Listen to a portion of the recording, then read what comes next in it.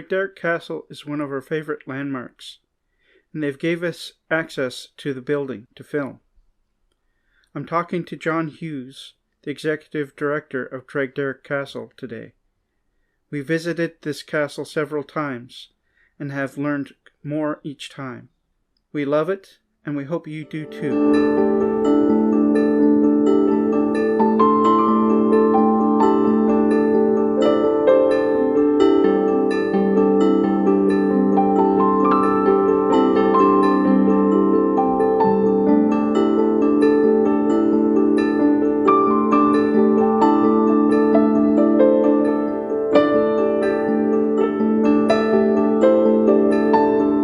Sure, thanks for that. Yeah, so I'm executive director here. I've been with the organization coming up on 15 years. Started out as operations manager, and almost the last dozen or so I've been executive director. So my job here basically is sort of complete oversight for the business. Budgeting, HR, we're a small organization, so we all wear many hats, and a lot of them fall on my head. But with the pandemic and adjusting staff sizes and stuff, I'm also on the floor giving the tours and greeting the visitors, and everything from soup to nuts, as they say. Excellent. Can you tell us a little bit about Craigdarroch Castle itself and its history? Sure, yeah, I'd be happy to do that. The castle itself now is a National Historic Site, and Robert Dunsmuir is a person of national historic significance. So, our reason for being here is to tell the story of a Robert Dunsmuir, but also be the secondary stories, because after Joan Dunsmuir passed away, the building passed into other hands. Was the military hospital. Victoria College, now the University of Victoria, started in the building and was here for 25 years. After that, school board offices, Conservatory of Music, and Castle Society. So it's quite a broad history. And for those people visiting who maybe have less interest, say, in the Victorian era, we've got First World War stuff. We've got things from the 30s and the 40s and the 50s. And, so it's a very broad storyline that we offer our visitors. And of course, our primary reason for being here is to preserve the building and to tell the stories of the inhabitants. That's wonderful. Mm-hmm. Can you tell us a little bit about Robert Dunsmuir? Sure, yeah. Robert, interesting story. I mean, Robert and Joan came over from Scotland in 1851, working as coal miner for, Robert was as a coal miner for the Hudson's Bay Company. Back in Scotland, Robert's family were moving out of the working class and sort of getting into the new wealth that was coming out of the industrial age. Robert's father owned leases for coal mines and was a practical coal miner, understood that. Robert had a formal education in school and then went into the family business to understand the practical side of coal mining. So when he came over here to Vancouver Island, it made a lot of sense. He understood the business side of things and the practical side of things. So, they took the contract with Hudson's Bay Company. A few years after that, they started out in Fort Rupert, came down to the Nanaimo area, which is where Robert found his first coal mine. So Wellington Mine was his first one. Going independent, it was actually a very rich coal seam, higher grade than what Hudson's Bay was pulling out of the ground. So he built his business, was selling to the Royal Navy, ended up opening up sales offices in San Francisco, was selling coal for home heating fuel and that across North America. So, really, really diversified. And although he came here with, quote, nothing, he did come here with, as I say, that business understanding and the practical application of coal mining. Yeah. It's interesting how many people in Canadian history basically come to Canada with almost nothing and then builds empires. It's just interesting how that happens quite often. It is, yeah. And I think, you see that across North America because, whether you're talking about the Winchesters or the Vanderbilts or whatever it would be, these people come over and they're opening up a new frontier, quite literally. And so this is what happens for the lucky few. Can you tell us a little bit about Joan Dunsmuir? Yeah, Joan. I wish we knew a little bit more about her. Comes across as a fascinating lady. She was the daughter of a spade maker in Kilmarnock. Robert married her. She followed him to the island because he was starting his businesses and with the coal mining here. And when they came over on the journey, she had two little children and was pregnant. So, I mean, you think about the sort of personal fortitude that it takes to spend 160 days, 180 days on a sailing ship while pregnant with little children, ending up with scurvy and having the child, and then 9 days later at the top end of the island in a log cabin with a dirt floor at Fort Rupert looking for coal. It sort of starts to build this picture of a woman that, was committed to making things work and Yeah. at the end of it all, I mean, they had two boys and eight girls, so 10 children in all. So she was a busy lady as far as raising the children, and seems to have been very involved in supporting Robert's initiatives in business as he built out his business.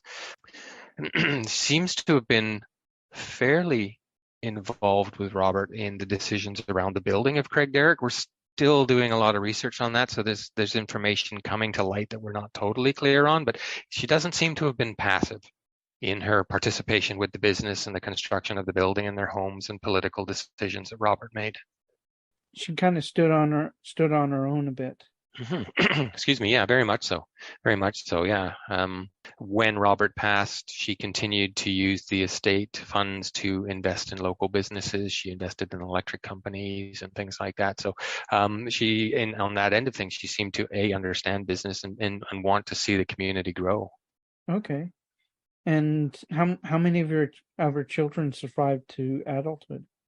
Actually, all 10 survived. There was one other that doesn't get mentioned often. There was one child lost in childbirth, so 11 children in total, but two boys and eight girls out of all of that did survive and to adulthood. That is a rarity for that time period and for the hardships that they went through in the beginning, Yes, absolutely. let alone any of the travel between, because it wouldn't have been by car. It would have been by carriage at Yep. the most, or horseback most likely. Yeah, exactly. And the journey back and forth between St. Nanaimo and Victoria, I don't know how often she made it. Robert did it fairly regularly, and I suspect as the kids were growing up that Joan would have made that journey as well. I suppose sometimes on ship, rather than over the roads that were still being built. True, probably quicker by ship to go from Nanaimo to Victoria. It'd probably be a couple hours, I probably would think half a so. day. Yeah, I would think so. Yes. Yeah. That's excellent. Can you tell us about James Dunsmuir?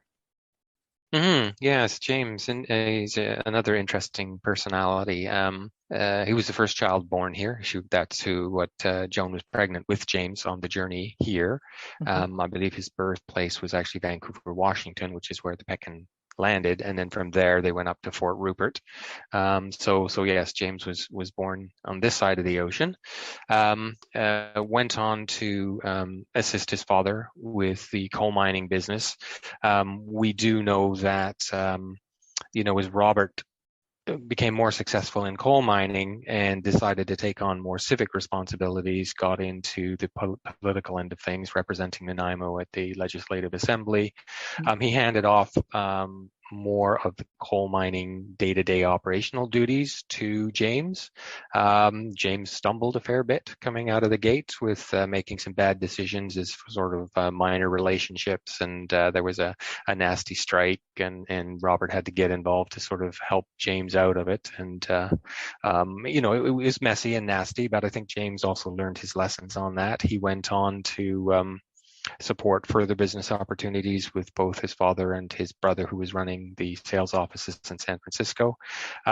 James went on into politics as well, ended up becoming premier of the province and then lieutenant governor, which was higher than Robert went in politics. So, when you look at the Dunsmuir family as a whole, not only was it business that we're talking about the development of the political climate Yeah. and set up within the province.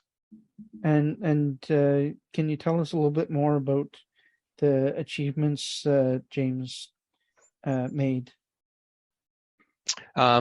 Sure. I think the ones that probably come more to mind, politically speaking, is we know that both Robert and James were against the head tax that were being proposed for the Chinese community. Okay. They both seem to feel that they deserved a right to vote and be, more involved in the community, and that the head tax, A, was not correct, and B, was a federal thing, not something that the province should be getting involved in. Yeah. There is some sense from writings that we have that one of the reasons that James stepped down as lieutenant governor early was that there was a distinct reluctance to sign off on the documents coming out of government for this head tax, and that it was he decided that don't want to play this game. This is not something I agree with or support. I don't think it's in our purview or correct in any way. So that's I think something that often gets missed when you talk about employing Chinese labor for the coal mines and all of this. So yes, they took advantage of cheap labor force, but at the same time they seem to have this desire to include them in a different way in the community than perhaps mainstream government was going. So we've shared that information with the Chinese community and the museums out there, and some things that they were perhaps not aware of. So I think that in and of itself is a success or a different perspective of James than perhaps the community is aware of. Yeah, I've never heard that about him.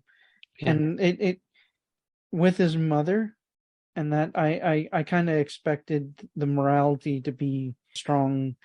I think the two of them, his mother and him, had a falling out at one point and didn't speak the Yeah, they rest did. of her days. That's correct. Yes, and that mess, shall we say? I think that's probably the the best word you can use for that. Is it came out actually of his younger brother Alexander's will. When Robert died, he left. He told the boys that he would leave them the businesses, and we actually have that will. It's been written. Robert never signed it. The will that he had signed left everything to Joan. So Okay. the boys, after Robert died, the boys basically continued to work for their mother, and she kept everything in play the way it was set up when Robert had before Robert passed, and which means that whatever they wanted to do, they almost needed Mom's permission to do. They didn't have their own income; they couldn't go against her because that would affect their livelihood. Um, and eventually they did convince her to sell a couple of the coal mines to them so that they would have their own income. They could stand on their own 2 feet. Unfortunately, Alexander died shortly after, getting a hold of the mines, and he left his estate to his brother James to administer.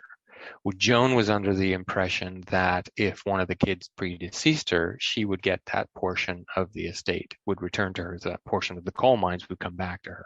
Okay. And because of that, she ended up suing her son, James, who was premier at the time. So that made the headlines in the newspaper. I can imagine. Premier's mother sues him, kind of thing.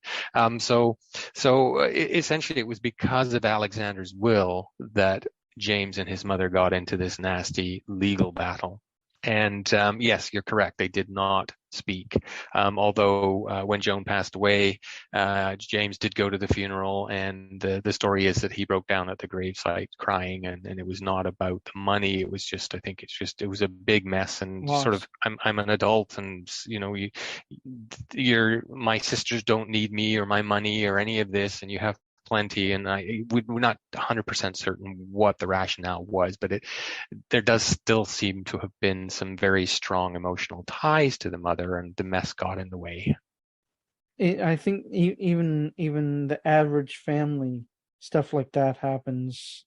Oh yeah. Just little spats happen, and when the parent goes, siblings who have been estranged tend to break down and have regrets about not talking to that Mm-hmm. parent, or at least being able to say goodbye. Yes, I think so. I think you're quite right. Yeah, I mean, we find that when talking to the visitors on the floor, when you relate some of these stories, and they look at it and go, "Oh yeah, we have family members who do this," or that was something that happened in our community. There was a family that went through this very same thing. So I think as much as things change, they still stay the same in that regard. Yeah, always it's always relatable. Yep, absolutely. Well, we talked about a little bit about how they made their fortune. It was mostly in the coal industry, but Mhm. were there other and like with Joan, she invested in the electric Yeah. uh, company, but is there other companies that they? Yes, absolutely. So initially, as you say, the coal mining was sort of where the core money came from, where the rapid wealth building happened. To move the coal between his port and the San Francisco sales offices, Robert invested in some merchant shipping Mm, so that he could move stuff back and forth. He bought into Albion Ironworks, which was making stoves and those sorts of things. And then when the quite controversial, what we refer to as the land grab happened, where Robert committed to building the railroad on the island. The federal government decided that they wouldn't. He said he wouldn't do it for free, and essentially it was given a third of the island in lumber and mineral rights and about $175,000 yeah, to build the E&N Railroad. Well, it was the Albion Iron Works, the company that he owned, that built the track for the railroad that he owned. So he understood vertical integration and owning various levels of companies to build what you wanted to build. yeah, And obviously, that whole federal land grab is very much front and center when we're talking about reconciliation and yeah. misappropriation of lands without consent and all those sorts of things. So, that Robert was a beneficiary of that sort of federal action that is sort of part of our story as well. Um, he did invest in other mortgages and assisted electric companies and other businesses to build out. He owned a mill, so at the Crofton Mill. It was Yeah. actually, I believe, it was his son-in-law that started it, and Robert foreclosed on him because he wasn't doing very well and took it over and ran that mill. So the Crofton Mill is spun out of the Dunsmuir family. Okay. So yeah, quite a few businesses, quite a few diverse businesses for sure. But as I say, it was cold. It was the sort of very foundation and where everything built off of. Interestingly enough, if you think about it from a development perspective, Robert was building trestles for the railroad. He was building wharves for the ships. He was building Craigdarroch Castle. So Dunsmuir and Sons would have been one of the largest land developers in the province at that time. So because they're building structures, they had to build all the buildings that went with the coal mines and the businesses and things. So I think he was very well aware of what went into building things when he decided to build Craigdarroch. And the construction of the castle, how did that uh, come to be? So it seems to be that it was sort of we refer to it to our visitors as it was Robert and Joan's retirement home. Yeah. They'd moved to several different ones from Nanaimo to Fairview and so on. Um, but Robert, by the time he started building the castle, was in his 60s. He died at the age of 63. Okay. So, I mean, you're coming to the end of certainly a political career. I would imagine he would have exerted business control until whenever. But certainly, it seems also to have been an opportunity to help grow the business in that it is this large statement of wealth. If even if Robert and Joan did not come from a world where their homes were decorated in this fashion. They were rising so quickly that people that they were doing business with, the political people with a business, what have you, would have been familiar with these spaces. So it made sense to have that. And it's end of the Victoria era was very much this era of dynastic marriages. Looking for families trying to sort of amass new wealth through Yeah. marriage. And the three youngest daughters that moved into the castle with Joan had not yet married. And as an example, Jessie Dunsmuir married into the Jameson whiskey family. So, they Okay. got an influx of cash and were able to perhaps do some improvements to their properties and lands. And Jesse went over there, and we're still in touch with that family. They still give us things, relationships for the descendants and stuff are still out there. So I guess in that sense, the building did its job, and that she married quite well compared to, say, some of her older sisters who, married when the businesses were still building and the castle did not exist. As far as the construction itself, we're still trying to understand. I mean, it was an American architect Yeah. out of Portland. Initially, we thought it was Warren Williams. It seems to have been his firm, certainly, but now we have a better sense that it was his partner, Arthur Smith, and William's son, who did most of the work on Craigdarroch. Recently, in the last few years, found out stained glass windows came from a company in San Francisco, Pacific Art Glass. Turns out they also did Winchester House, so there's some comparisons between those two houses and the windows there, which is great because for 40 years we had no idea who made the windows, and now we have a much better idea that it was Pacific Art Glass. The interior ordered from a catalog from a company in Chicago. 2,100 prefab panels show up on 5.5 rail cars. That makes it into the newspaper. That's front page news. The Yeah. Woodford Dunsmuir's castle has arrived, kind of thing. And you've got parquetry flooring from Boston. So much sort of North American manufacturing influence within the castle itself, and the technology. Electricity, gas, hot water heating, burglar alarm, intercom, telephone. So, I mean, this building was, a true statement of wealth, and really was one of the most modern buildings around at the time. Trying to remember when I was there. Uh, it didn't have the gas fixtures, did it? It did, yes. They were combination fixtures. Many of them were combination fixtures. So electricity, gas in one. You could run both electricity and gas at the same time. So you could have your chandeliers fully lit both ways. Okay. Yeah, so it came with that, and they were actually running two power systems for that.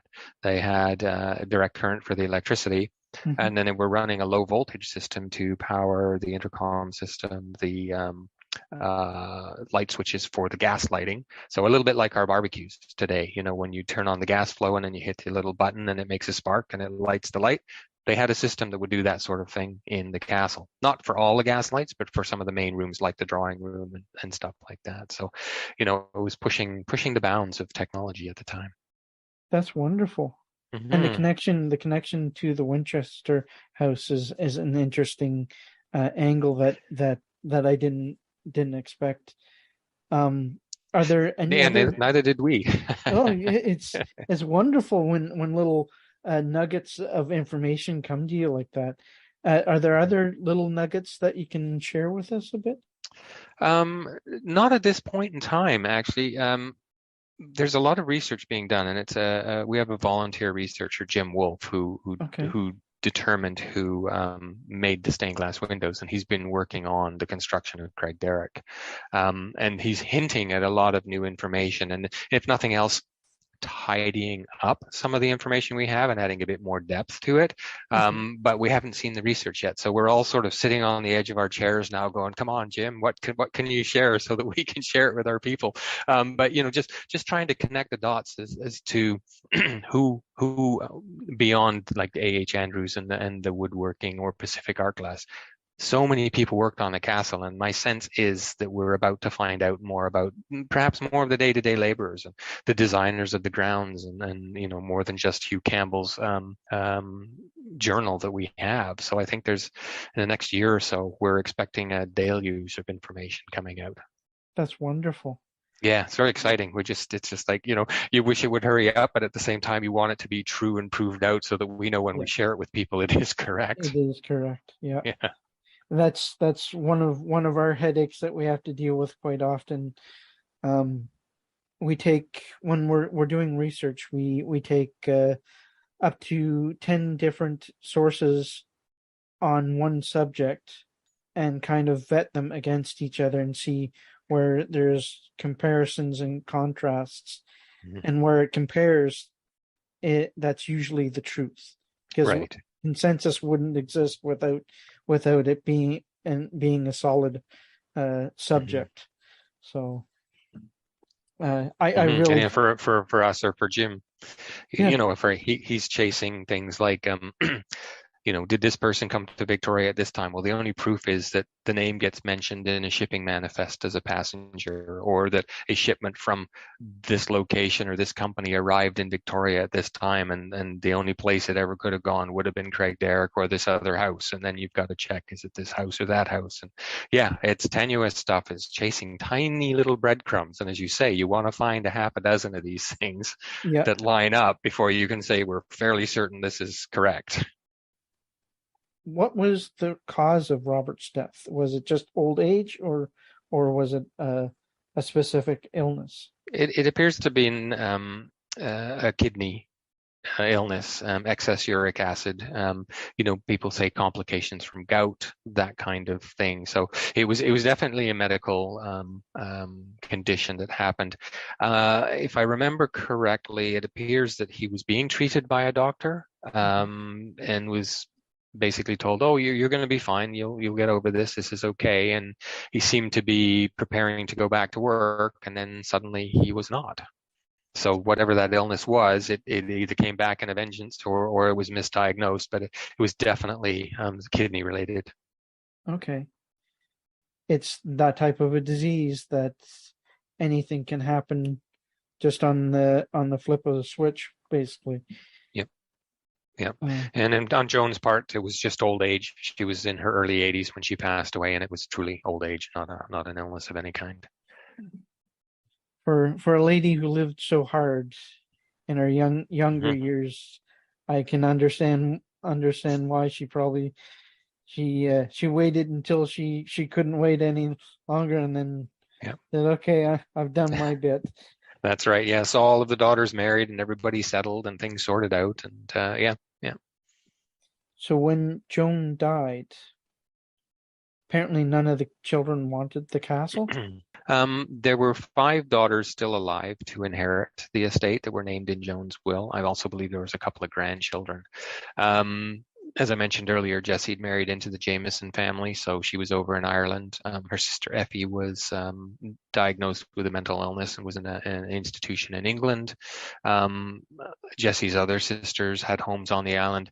Nobody had the money in a lump sum to pay everybody else out and take over the castle, because you would have Okay. had to settle the will and make sure that everybody was compensated. I think for people like Jesse, you're in Ireland on a very ancient estate. Um, Getting back to the castle, even as a summer home, would be very, very difficult. It's not, hopping Yeah. on a plane like we do today, right? No, So I no. think ultimately it was the practicality and the ability to afford to either buy everybody out or even just maintain the castle. So the decision was that they would sell it off, and then they went through that whole real estate thing where they couldn't sell the 28 acres with the castle on it. So they divided the acreage into 144 lots. I think it was 3 lots were sold, and it was going so slowly that the real estate agent said to the daughters, "We need an incentive." So the castle was made a prize. If you bought a lot, your name went into a draw. When all of the lots were sold, they pulled one name out of the hat, and that person was given the castle. Okay. So, that's how it sort of moved out of the family and into its various institutional occupants, was the fact that it was given away as a prize, used as collateral for business loans, lost to the bank, and so on and so on. So it really was just the desire, I think, of the daughters to split the estate fairly, and the only way to do that was to sell off the So land. Yeah. did it ever go into disrepair in that process? Yeah, it was never fully empty, but there were stages in its life that it was not well looked after. And James K. Nesbitt was the founder of the Castle Society back in 1959, and his impetus for doing that was he loved history, first off, but he noticed the building was starting to deteriorate. More so from the outside, when you take a look at, their wooden windows, wooden frames. If the paint's not maintained, they start to get squishy and rot. And he thought that nobody was doing a proper job of looking after that sort of thing. So he started the Society for the Preservation of Craigdarroch Castle, way back then. It took them 10 years to get into the building. And then, of course, we've spent the last 40 odd years, our curator's been here 47 years, sort of looking after the building and putting it back to rights. And of course, it continues to age and deteriorate around you. And we're fixing things from back then and chasing our tails on, staying on top of it if we can. So, but it never got derelict. It was never completely empty. It was not, all windows broken and the wind blowing through the place. It wasn't to that degree of decrepitness. It was livable. Yeah, because it was pretty much always occupied. I mean, I think with Mr. Cameron put his brother in as a caretaker, so for about 9 years there was one person sort of living in the place and generally maintaining the inside and the grounds a bit. But after that, with the military hospital, they made some drastic changes, and of course, being Canadian government, there was a fair bit of maintenance and changes done to it, upgrading of plumbing and those sorts of things. And then with the college in for 25 years, so there's 25 years of occupancy, and yes, the kids are hard on it, and we have some pretty cool graffiti in the woodwork. But that being said, they still had to maintain the building and keep it safe, and they put fire escapes on and those sorts of things. After that, school board, again, it was the main central office, and then with the Castle Society and the conservatory is when the maintenance for the exterior probably started to happen, and more earnest efforts on that anyway. Okay. The interior is quite beautiful. Mm-hmm. The woodwork is, I'm an architectural designer by trade, so when I looked at that, I was salivating just looking at it, because I know how much work goes into that, and we don't see that type of interior much anymore, and we're not likely to. No. So it's a shame, and I think a lot of that's the changing aesthetics. We take like clean lines and big bright windows, and we've lost that desire to embellish every surface. Like the castle, I say to our visitors, they say, well, there's so much to look at. It's like, yes, no surface is left untouched as far as detail goes. And we've moved away from that as a society. Our design trends are different now. Yeah, more simple. Mm-hmm. Yeah, I think our complications now tend to be much more in the infrastructure, behind the walls, behind the scenes, the pre-wiring, the technology, all of the air movement and all that sort of stuff that didn't exist in the Dunsmuir time. It seems to be where our complications lie now. Yes, for sure. Is there any like secret passages or weird quirks to the building?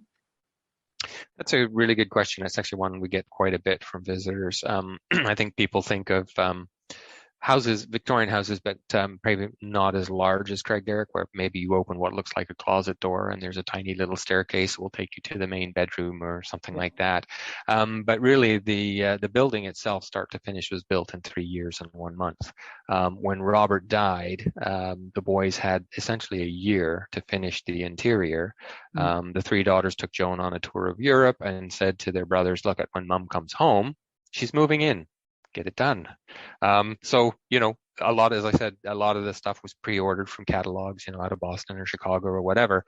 Following the plans was put in place, Joan moved in. So A, there wasn't any time to plan those sorts of things. And B, if you look at the way Craigdarroch is built, there's very definitely sort of the public showy side where your guests would have stayed and the nice bedrooms and stuff were. And then there's the true working side of the house, private side, servant side, however you want to frame that. And the servants themselves had a flight of stairs top to bottom with a dumbwaiter and the laundry chute. So the need to open a door and go through to another part of the house didn't exist because they had a complete side of the building. Probably about a third of the square footage was dedicated to that support mechanism.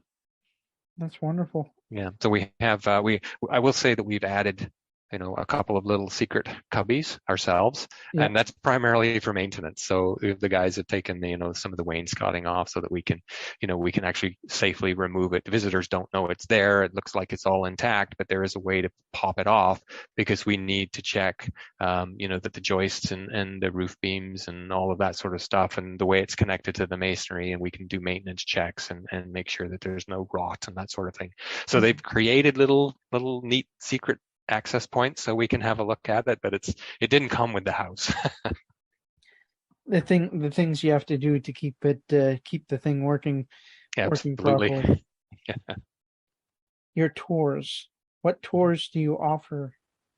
Yeah, thanks for asking that, because the last couple of years has certainly been challenging. We used to be open 7 days a week. We dropped right down to 3 days a week, and now in the summer we're certainly up to 5, which is awesome. And we're doing the self-guided tours for the most part, so people can just show up at the visitor center. There's no timed arrivals now. We've eased up on that. So arrive at the visitor center, buy a ticket, do a self-guided tour. We have our volunteers and our staff around to assist people, answer questions. They get a floor map and a history. So that's our typical standard tour. We have started some specialty tours, and one that is actually active right now is called Craigdarroch Castle in 21 Treasures. And it's the 21 Treasures tour based on the book that was written by our president, Myra Dan. Okay. And essentially what happens is we cap it at 12 participants because the rooms are small and we want to have an intimate conversation with our guests and give them a slightly different perspective of the building. People on that tour see everything that a self-guided tour does, but we focus on specific objects that are identified in the book. And people go in now at 9:30. We open the doors to the public at 10. So for the first half hour, you've got the building to yourself and a personal guide to take you through. So that's a fun one that we're doing. We've got one that we're trying to develop. It's not ready yet, but I would suggest that people watch the website for that information. This is a walking tour for the exterior, trying to envision the grounds and understand what the original estate looked like, because the Rockland neighborhood has sort of filled it all in with houses and extra streets and things. But we do have information that we'd like to share for people. So we're just figuring out how to deliver that, because that's one where you do require some imagination. You have to be able to visualize something that was there in 1895 and is not there now. And we can help with pictures. So we're compiling some of the support materials to help our participants understand that tour. So yeah, there's a lot of new stuff going on for those who can't do the castle at all, if it's a physical thing or a distance and you can't get here. If you check our website, there is a virtual tour. We hired voice actors, so Joan's voice makes an appearance and James's voice makes an appearance. So if people do want to explore some of the rooms and open up some of the boxes and watch a few little videos and things, that's also available. And that's no charge. That's just on the website. Check it out, kind of thing. That's wonderful. Mm-hmm. Part of what we do is folklore as well. And part of folklore for us, we get into the paranormal side of things as well. Have you guys had any weird interactions in the place, or? That's a question I probably get 2 or 3 times a day from our visitors, because I think there's a lot of people that are very, very interested in that component. Personally, I have not experienced anything. I've been in the building late at night, and it has a wonderful vibe. I enjoy. There are people who don't enjoy being in the building as the last person in there locking up. I do. I think it's got a really cool vibe. It's a little bit, I don't want to say freaky, but it can give you pause to wonder what's going on. And then sometimes it's just the wind in the chimneys, Yeah. And they're talking to you. So the house is talking to you. So in that sense, the building has a voice. I don't know entity wise if I've ever seen anything like that. I will say though that pretty much every movie that's been filmed here in the last 5 years has some sort of paranormal activity going in. So if you want to see paranormal and the castle, watch the movies. Okay. Yeah. The Boy 2, there was one called Siddhar G. We shot one last year. I think it was Netflix. I believe it may be going to big screen, but it was called, working title was The Last Will and Testament of Charles Abernathy. And there was all kinds of entities, and several people lost their lives in there as far as the storyline goes. And they actually had a wonderful stunt where they dropped somebody from the tower all the way down to the main floor. So they had to rig that stunt, and it was a lot of fun watching that. And That's so wonderful. so there's plenty of paranormal in the movies. Yeah, just not so much in the castle itself. Yeah, not that I've noticed. I will say that many of our visitors, I think to some degree it's sensitivity, and many of our visitors say, "Oh, I can't go into that room. There's something about it," or "This place gives me a sense of peace or calm." So our visitors themselves do get their own experiences within that. Yeah, We do get some photographs. People will send us images and say, what's this? There's a foot, or there's a little hand here. And then you go to the other side of the piano and take a picture of the mannequin whose foot they've seen from the other direction. So some yeah, stuff is like people are feeling things, and that's great. And others where they're taking pictures, you can go, well, no, this is actually what you're seeing. So we have these conversations all the time. It's quite interesting. it is. Is there options for a private tour at any point for Yes. individuals? Yes, there is. We do events in general, so small weddings, corporate cocktail receptions. We did a private tour for two people the other day off a cruise ship. They wanted access. Our curator took them through. Wanted to focus on a couple of particular aspects about the construction of the building. I believe the fellow was. I don't want to say architecture, but woodworking, construction, something like that. But anyway, so we did a tour for them. So yes, it's entirely possible to do personalized guided tours, and we work with schools. If people can't do, but the students can't make it in, or what have you, because they're on the mainland, we can do virtual tours. So we can take you on a tour of the building and answer questions for you from afar, if that's what you want to do. I That's love technology. Yeah. Yeah, technology is great. It is. Yeah, we did a tour for the National Trust of Canada. They wanted to do a Christmas tour, and of course we decorated for Christmas, so we took them on a tour of the building, and people from all over the world, such as yourself, were watching that. So that was really good. I think we had about 80 people sign on to that tour, and it was a typical tour. It took about 45, 50 minutes. We took questions as we went. So yeah, it was a lot of fun. So there are many ways we can do tours, whether it's private or virtual or whatever. That's excellent. Would you ever do an overnight with people, or is security wise that's not? I think our big, we did talk about it on and off over the last few years. I think our biggest challenge with that is less about security, but there are no washroom facilities functioning in the building anymore. Before we opened the visitor center, what the military hospital changed in Jones Ensuite was the ladies' washrooms, the men's were down the hall kind of thing. Yeah, And in that sense, you could have utilized it because there's running water and sanitary support in there. But the challenge was that 130-year-old pipes, they start to get clogged, and every time the toilet clogs and overflows, it flows through our hand stenciled painted ceiling and onto the artifacts. And so we've decommissioned all of that, and it's now over in the visitor center. So having overnight stay, the number of staff and the additional safety of back and forth in the dark and what have you would prove to be a bit of a challenge for us. yeah. That being said, it is something that we've talked about, and I suppose if we could set it up properly, it could be done. Well, thank you very much for joining me today. Oh, my pleasure. I really enjoyed the conversation.